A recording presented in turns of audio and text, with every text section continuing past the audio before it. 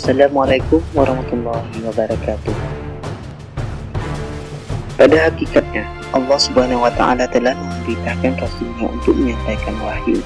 Para nabi dan Rasul Allah ini kemudian memiliki sifat-sifat mulia yang disebut sebagai sifat wajib. Sifat wajib sendiri merupakan sifat mulia yang Allah Subhanahu wa Ta'ala karuniakan kepada para nabi dan Rasul agar dapat menjadi tauladan bagi seluruh umat manusia. Sifat wajib pertama yang dimiliki Rasulullah ialah as-siddiq, yang berarti selalu benar atau jujur. Jujur adalah sikap menyatakan sesuatu sesuai dengan fakta. Kejujuran Rasulullah SAW sangat terkenal, tidak hanya diakui teman dekatnya, bahkan diakui oleh musuhnya. Ali radhiyallahu anhu meriwayatkan bahwa Abu Jahal pernah berkata kepada Rasulullah SAW, "Kami tidak mengatakan engkau dusta, namun kami menganggap dusta ajaran yang engkau bawa." Beliau selalu jujur dalam perkataan dan perbuatan benar.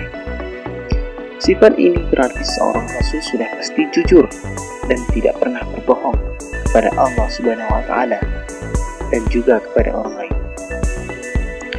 Hal ini seperti yang disebutkan Nabi Ibrahim alaihissalam kepada ayahnya bahwa menyembah berhala termasuk perbuatan yang salah. Peristiwa tersebut dijelaskan dalam Quran surah Maryam ayat 19 yang artinya, "Dan ceritakanlah Muhammad kisah Ibrahim di dalam kitab Al-Quran. Sesungguhnya dia adalah seorang yang sangat membenarkan seorang nabi." Melalui ayat ini Allah seakan berkata kepada Rasulullah, "Wahai Muhammad, sampaikanlah kepada umatmu bahwa di Lauh Al-Mahfuz Ibrahim alaihissalam telah tertulis sebagai seorang nabi yang memiliki sifat siddiq yang sempurna dan baik dalam ucapan maupun perbuatan."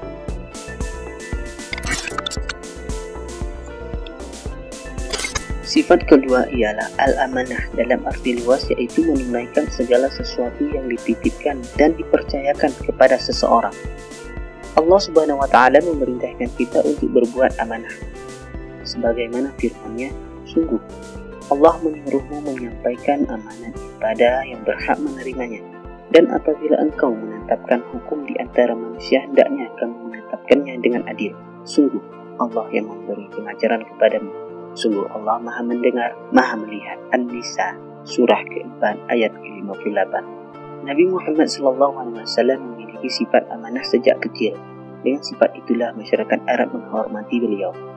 Sifat amanah dapat menjadi contoh bagi seorang kita dalam menjalankan tugas dan fungsinya dengan baik dan benar, tanpa menyalahgunakan kedudukan dan kewenangan. Allah Subhanahu wa Ta'ala berfirman, "Hai orang-orang yang beriman, janganlah kamu mengkhianati Allah dan Rasul, dan juga janganlah mengkhianati amanat-amanat yang dipercayakan kepadamu, sedang kamu mengetahui." Al-Anfal surah ke-8 ayat 27. At-Tabligh, yang berarti menyampaikan. Sebagai utusan Allah Subhanahu wa Ta'ala, sudah pasti setiap Rasul akan menyampaikan wahyu, dan tak ada satupun wahyu yang disembunyikan.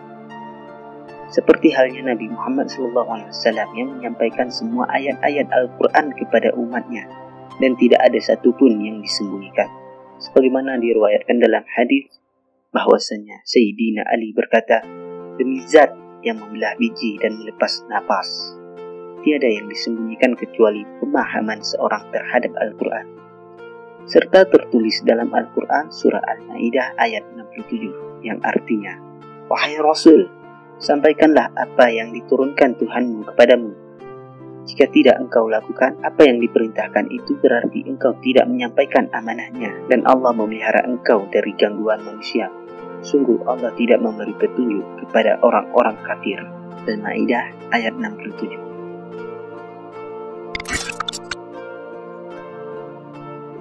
Al-Fattanah, sifat yang pasti dimiliki para nabi dan rasul, yang artinya memahami, cerdas, pandai, dan pintar.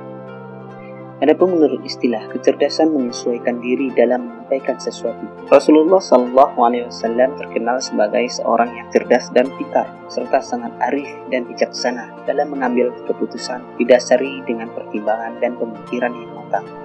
Rasulullah SAW memiliki kecerdasan yang sangat tinggi agar mampu memerangi kaum yang masih belum berada di jalan Allah Subhanahu wa taala dan mengajak mereka untuk berada di jalan yang diridhoi Allah Subhanahu wa taala. Kecerdasan Rasulullah berbeda dari makhluk lainnya. Kecerdasan Rasulullah tidak lain faktor bimbingan wahyu dan tiadalah yang diucapkannya menurut kemampuan bahwa nafsunya. Ucapan para nabi itu tiada lain hanyalah wahyu yang diwahyukan Allah kepadanya. Quran Surah An-Najm surat ke-3-4. Dalam menyampaikan wahyu Allah Subhanahu wa taala kepada umat manusia dibutuhkan kemampuan diplomasi dan strategi khusus agar wahyu yang tersimpan di dalam hukum-hukum Allah dapat disampaikan dan diterima dengan baik oleh umat manusia.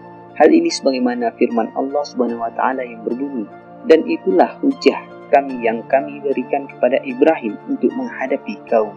Quran Al-An'am surat ke-83.